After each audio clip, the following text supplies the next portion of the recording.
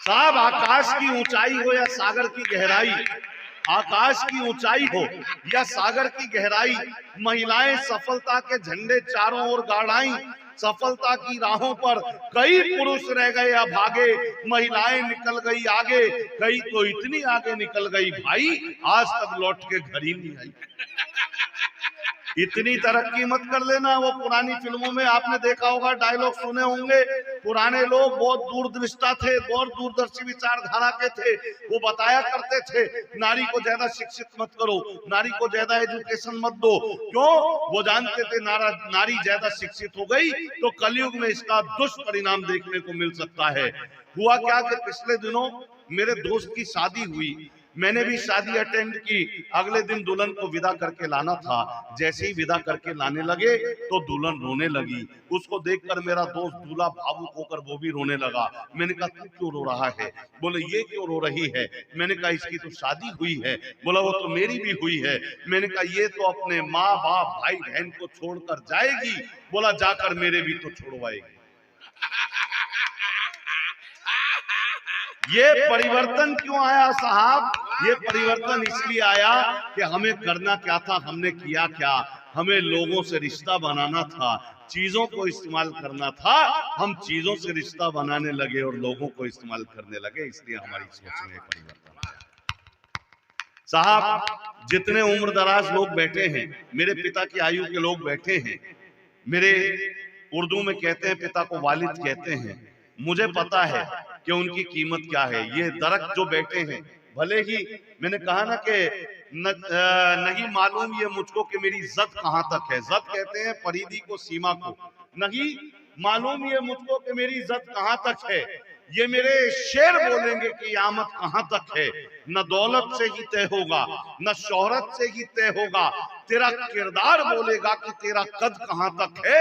और बुजुर्गों के तजुर्बों तक पहुंचना चाहते हैं गर, जमी की तह में जाकर देखिए बरगद कहां तक है। जमी की तह में जाकर देखिए बरगद कहां तक है। ये कैसे कहूं कि रुलाया नहीं है, ये कैसे कहूं कि रुलाया नहीं है। जमाने ने मुझको सताया नहीं है। मुझे तो पता है बुजुर्गों की कीमत, मेरे सर पे वालिद का साया नहीं है, मेरे सर पे वालिद का। लेकिन आइए, मंदिर की बात हुई, रामायण की बात हुई। मैं कहता हूं कि रामायण में एक पात्र था बाली। वो था इतना शक्तिशाली कि कोई भी जब उसके पास आता था उसका आधा बल बाली में चला जाता था। रामायण में एक पात्र था बाली, वो था इतना शक्तिशाली कि कोई भी जब उसके पास आता था उसका आधा बल बाली में चला जाता था। मैं भी जब अपनी पत्नी के सामने जाता हूं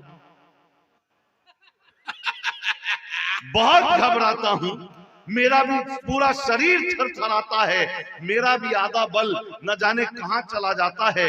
फिर मुझे ध्यान आता है कहीं ऐसा तो नहीं कलयुग में बाली ने घरवाली का रूप धर लिया। नहीं ऐसा तो नहीं कलयुग में बाली ने घरवाली का रूप धर लिया हो और ये अवतार मेरे ही घर लिया हो।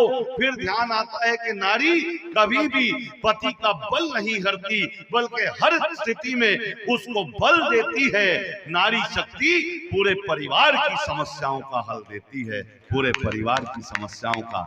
तो आइए, इसी तरह के कुछ, वो कोरोना में कह रहे थे दहशत, दहशत सच में मीडिया वालों ने बहुत फैलाई।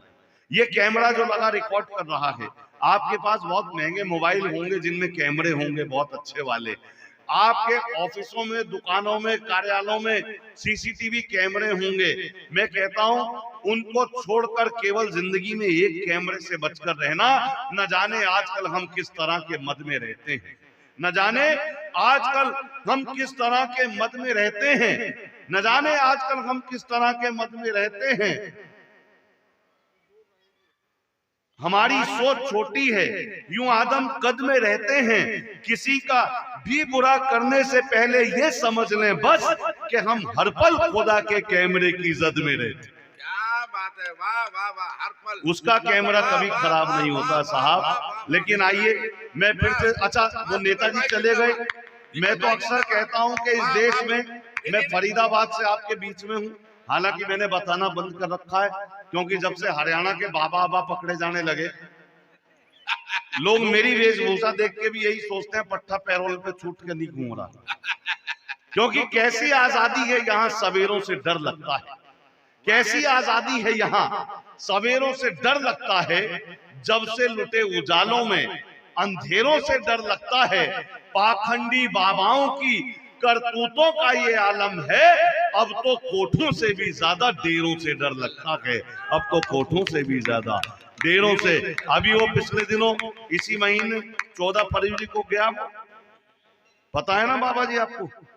पता आपको सब है, मैं समझ रहा हूं सारे, क्योंकि हमारे यहाँ तो क्या है ना, एक दादा थे गटूरी भाई, तो मुझसे कहने लगे आजकल का प्यार, आपको आजकल का प्यार क्या है? मैं कहा दादा आपने कभी प्यार नहीं किया क्या? बोले हमने किया, हमारे जमाने में तौर तरीके सलीका बहुत बेहतरीन हुआ करता था, थोड़ा सा हम इज्जत किया करते थे, एक दूसरे से बचते थे। मैंने कहा क्यों दादा आपने कैसे प्यार किया? बोले देखो हमने अपने कुर्ते की जेब में एक मंदिर की घंटी रखी हुई थी, तुम्हारी दादी को दूसरे कमरे से जब भी बुलाना होता था हम घंटी बजा देते थे, तुम्हारी दादी आ जाती थी। मैंने कहा वो तो ठीक है दादा, लेकिन कभी दादी का आपसे मिलने का मन करता था, वो क्या करती थी? बोला कुछ ना, वो तो हर 10 मिनट बाद आके पूछ लेती थी घंटी तो ना बजाई। कई बार अच्छा हम तो साहब यह सब बैठे हैं, लाला लोग भी बैठे, मैं सच बता रहा हूँ, हम लोग इतने ये प्रयोग पड़ गया प्रेम की कविता, हम इतना जमा घटा गुना गणित नहीं लगाते सर। मैं तो चौधरियों में पढ़ा हूँ, सच बता रहा हूँ। जाटों की गैल झोटे के जेवड़ा के राम ने मेरठ में, गुजरली की गैल पढ़ाई करी दिल्ली में, और ठाकरन में आशकी करी इटावा में। तो मैं तो बाणी का कोई गुण नहीं ले रहा, अपना तो सीधा सीधा कैलकुलेशन है कि दिल जिगर गुर्दा कलेजा सब तेरा है तू ही ले जा। दिल जिगर गुर्दा कलेजा सब तेरा है तू ही ले जा, खर्च जो तुझ पर किए हैं मेरी जान वो पैसे दे जा। मैं तो पिछले अभी वो 14 फरवरी को लखनऊ में था मैं, वो बाबा ने बना रखा ना एंटी रोमियो स्क्वाड, तो लड़का कह रहा था लड़की से, लटूरी भाई सच्ची घटना बता रहा हूं, लड़का कह रहा लड़की से, बोले तुम बड़ी हॉट लग रही हो, लड़की बोली तुम बड़े कूल लग रहे हो। वो एंटी रोमियो दस्ता घूम रहा था, बोले आओ तुम्हें दोनों को पीट पीट के गुनगुना कर दे। हम तो प्यार भी शकल सूरत देखकर करने लगे साहब। होली का पर्व आने वाला है, प्यार का जब जिक्र होता है तो ब्रज भूमि का जिक्र होता है, राधा कृष्ण का जिक्र होता है। प्यार क्या था और क्या हो गया कि हमारे बड़े कवि हुए श्रवण राही जी ने कभी कहा कि प्रेम के गीत लिख व्याकरण पर ना जा, प्रेम के गीत लिख व्याकरण पर ना जा, मन की पीड़ा समझ आचरण पर ना जा, मेरा मन कोई गीता से कम तो नहीं, खोल कर पृष्ठ पर आवरण पर ना जा, खोल कर पृष्ठ पर आवरण पर ना जा। ये प्यार हो गया साहब। लेकिन आइए मैं भी समय का ध्यान रखता हूं, जिंदगी सुनिएगा कि वो जो बहुत करीबी थे ना, वो जो बहुत करीबी थे ना, अब उनसे ही दूरी है। वो जो बहुत करीबी थे ना, अब उनसे ही दूरी है। कुछ उनकी मजबूरी होगी, कुछ अपनी मजबूरी है। वो जो बहुत करीबी थे ना, और सच बता रहा हूं, मैंने कहा लाला वाला गुण नहीं है, सच नहीं, यही सच है, मुझे कोई अदाकारी नहीं आती, यही सच है।